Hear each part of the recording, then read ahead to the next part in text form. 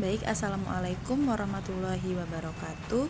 Baiklah, perkenalkan nama saya Anggi Lestari dengan NIM C1C022124 selaku salah satu mahasiswa Prodi Akuntansi Fakultas Ekonomi dan Bisnis Universitas Jambi Angkatan 2022 yang mengampu mata kuliah akuntansi syariah. Baiklah, pada kesempatan kali ini saya akan mempresentasikan tentang akad istisna. Baiklah, materi yang pertama yaitu pengertian dari akad istisna. Istisna adalah akad yang berasal dari bahasa Arab yang artinya buatan. Nah, menurut para ulama bai istisna, jual beli dengan pesanan merupakan suatu jenis khusus dari akad bai as-salam atau jual beli salam. Akad istisna adalah akad jual beli dalam bentuk pemesanan pembuatan barang tertentu dengan kriteria dan persyaratan tertentu yang disepakati antara pemesan atau yang biasa disebut dengan pembeli atau mustashni dan penjual yaitu pembuat atau syani.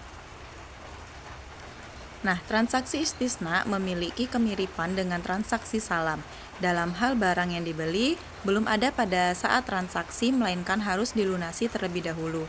Berbeda dengan transaksi salam yang barangnya adalah hasil pertanian.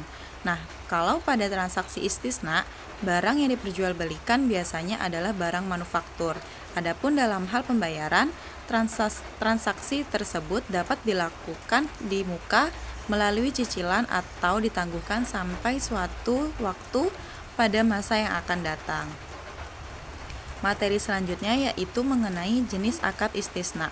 Ada dua jenis akad istisna, yaitu yang pertama istisna biasa atau biasa disebut dengan istisna adalah akad jual beli dalam bentuk pemesanan pembuatan barang tertentu dengan kriteria atau persyaratan tertentu yang disepakati antara pemesan dan penjual.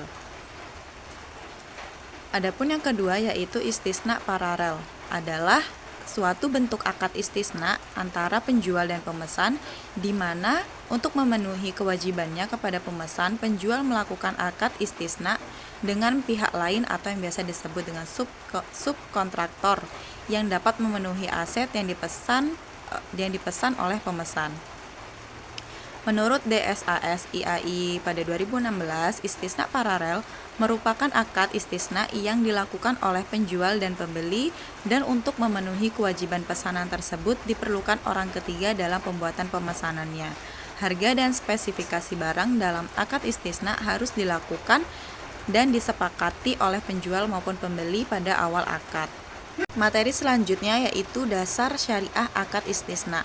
Nah, adapun sumber dalam akad istisna yaitu akad istisna adalah akad yang halal dan didasarkan secara syar'i sesuai petunjuk Al-Qur'an, Surah Al-Baqarah ayat 275 yang artinya sebagai berikut.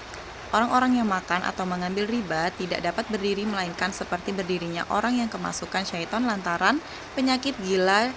Keadaan mereka yang demikian itu adalah disebabkan mereka berkata atau berpendapat sesungguhnya jual beli itu adalah riba. Padahal Allah menghalalkan jual beli dan mengharamkan riba. Orang-orang yang telah sampai kepadanya larangan dari Tuhannya lalu berhenti dari mengambil riba, maka baginya apa yang telah diambilnya dahulu sebelum datang larangan dan urusannya kepada Allah. Orang-orang yang kembali mengambil riba, maka orang itu adalah penghuni neraka, mereka kekal di dalamnya. Adapun sumber hukum istisna berdasarkan hadis yaitu Amir bin Auf berkata, perdamaian dapat dilakukan di antara kaum muslimin kecuali perdamaian yang mengharamkan yang halal dan menghalalkan yang haram, dan kaum muslimin terikat dengan syarat-syarat mereka kecuali syarat yang mengharamkan yang halal dan yang mengharamkan yang haram. Hadis riwayat Tirmizi. Adapun rukun dan syarat akad istisna yaitu ada 3 rukun istisna. Yang pertama, pelaku terdiri atas pemesan atau pembeli atau mustashni dan penjual. Yang kedua, objek akad berupa barang yang akan diserahkan dan modal istisna yang berbentuk harga. Yang ketiga, ijab kabul atau serah terima. Adapun rukun yang terpenting dalam akad istisna yaitu ada 2, yaitu yang pertama modal dan barang. Nah, modal transaksi by istisna yaitu modal harus diketahui dan penerimaan pembayaran salam. Yang kedua, al-muslam fihi atau barang. Yang pertama harus spesifik dan dapat diakui sebagai utang. Yang kedua harus bisa diidentifikasi secara jelas. Yang ketiga, penyerahan barang harus dilakukan di kemudian hari.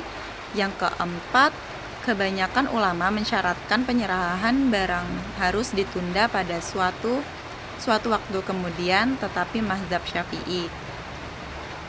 Yang keempat, boleh menentukan tanggal waktu di masa yang akan datang untuk penyerahan barang.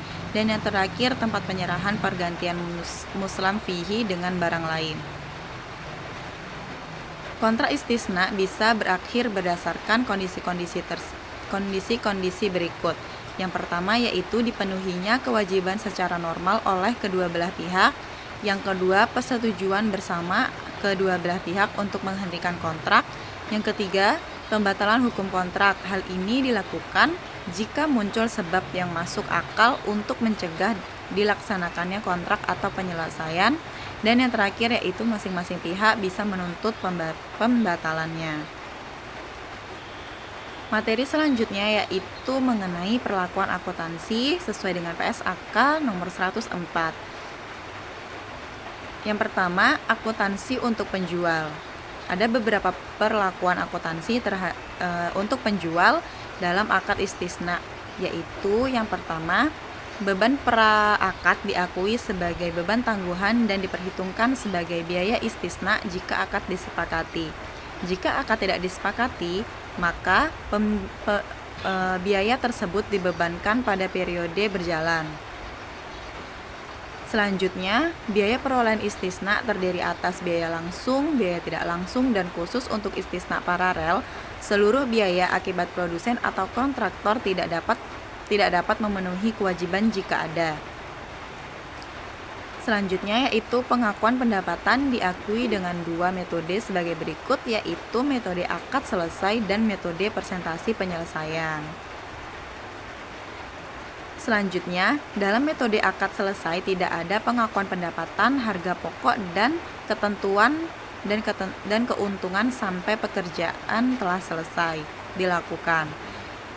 Selanjutnya, dalam metode presentasi penyelesaian, pengakuan pendapatan diukur sebesar bagian nilai akad yang sebanding dengan pekerjaan yang telah diselesaikan. Selanjutnya, dalam metode presentasi penyelesaian, bagian margin keuntungan istisna yang diakui selama periode pelaporan ditambahkan pada aset istisna dalam penyelesaian. Lalu, jika besar kemungkinan bahwa total biaya perolehan istisna akan melebihi pendapatan istisna, maka taksiran kerugiannya harus segera diakui. Selanjutnya, pada saat penagihan, baik metode presentasi penyelesaian maupun akad selesai akan menggunakan akun termin istisna. Lalu selanjutnya, pada saat penerimaan tagihan dan penyajian, berikut ini pada bagian penyajian ada poin-poin yang disajikan penjual dalam pelaporan keuangan, yaitu mengenai piutang istisna dan termin istisna. Lalu yang terakhir, pengungkapan. Penjual mengungkapkan transaksi yang berkaitan dengan istisna. Yang kedua yaitu akuntansi untuk pembeli. Perlakuan akuntansi untuk pembeli pada akad istisna yaitu yang pertama, untuk pembayaran tunai atas pesanan istisna. Lalu yang kedua, mengatur pembayaran istisna secara tangguh. Selanjutnya, jika pembeli menolak menerima barang pesanan karena tidak sesuai dengan spesifikasi dan belum memperoleh kembali seluruh jumlah uang yang telah dibayarkan kepada penjual, maka jumlah yang belum diperoleh kembali diakui sebagai piutang jatuh tempo kepada penjual. Selanjutnya, jika pembeli menerima barang pesanan yang tidak sesuai dengan spesifikasi, maka barang pesanan tersebut diukur dengan nilai yang lebih rendah antara nilai wajar dan biaya perolehan. Selanjutnya yaitu penyajian. Nah, penyajian, pembeli menyajikan dalam laporan keuangan hal-hal sebagai berikut, yaitu utang istisna sebesar tagihan dari produsen atau kontraktor yang belum dilunasi dan aset istisna dalam penyelesaian.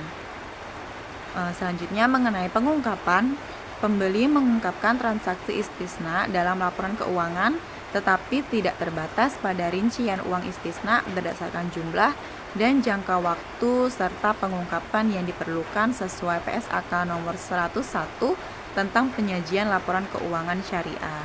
Kelas, sekian presentasi dari saya dan materi yang dapat saya sampaikan. Semoga dapat bermanfaat kepada para pendengar atau pembaca. Dan kurang dan lebihnya saya mohon maaf. Saya akhiri, wabillahi taufik wal hidayah. Wassalamualaikum warahmatullahi wabarakatuh. Terima kasih.